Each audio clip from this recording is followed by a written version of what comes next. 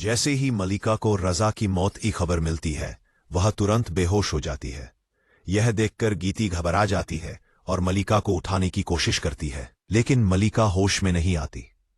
गीती तुरंत कामिल को बुलाकर मलिका को अस्पताल ले जाती है। डॉक्टर मलिका का चेकअप करता है। पीछे से अनस भी वहां पहुंच जाता है और कामिल से पूछता है कि मलिका को क्या हुआ। कामिल जवाब देता है कि रजा की मौत की खबर सुनकर मलिका की तबीयत बहुत बिगड़ गई। उसी समय डॉक्टर मलिका की मां के पास आता है और कहता है कि मलिका ने बहुत ज्यादा तनाव ले लिया था, इसलिए बेहोश हो गई थी, लेकिन अब उन्हें होश आ गया है।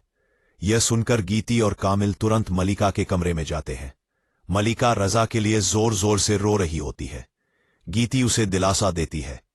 थोड़ी देर बाद डॉक्टर कहता है कि अब मलिका घर जा सकती है। अनस मलिका और उसकी मां को घर छोड़ने जाता है। रास्ते में वह मलिका से कहता है, रजा भाई की मौत हो गई, अब तुम पूरी जिंदगी अकेली कैसे रहोगी। मलिका दुखी होकर कहती है, अभी मेरे लिए समय बहुत मुश्किल है। अनस मौका देखकर कह देता है, मलिका मैं तुमसे सच्ची मोहब्बत करता हूं, क्या तुम मुझसे शादी करोगी। यह सुनकर मलिका गुस्से में कहती है, तुम्हें शर्म नहीं आती। रजा की मौत को कितना समय हुआ है और तुम शादी की बात कर रहे हो। अनस गुस्से में वहां से चला जाता है। कुछ समय बाद मलिका फिर से अपनी कहानी लिखना शुरू कर देती है।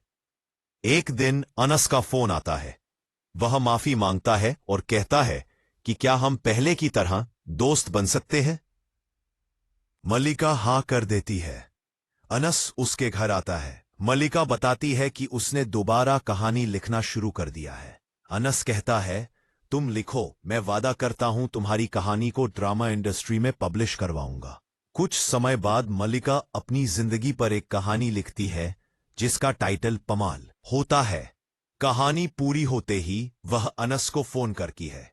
अनस तुरंत उसके घर आता है और उसे एक प्रोड्यूसर के पास ले जाता है। प्रोड्यूसर जैसे ही कहानी पढ़ता है हैरान रह जाता है और कहता है, इस तरह की कहानी कोई नहीं लिख सका, हम इसी पर ड्रामा बनाएंगे। दुआ करो कि जब यह रिलीज हो तो लोगों को बहुत पसंद आए।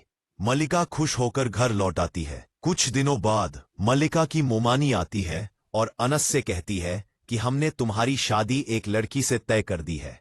अनस साफ कहता है, मैं मलिका के अलावा किसी से शादी नहीं करूंगा।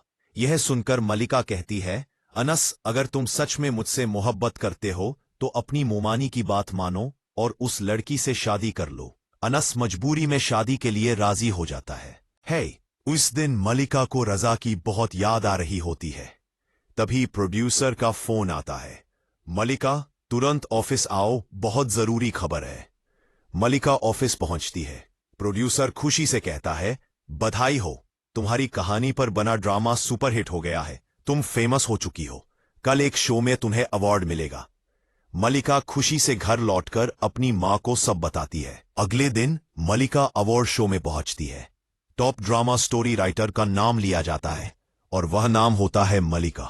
मलिका स्टेज पर जाकर अपना अवार्ड लेती है और कहती है, आज मेरा सपना पूरा हो गया।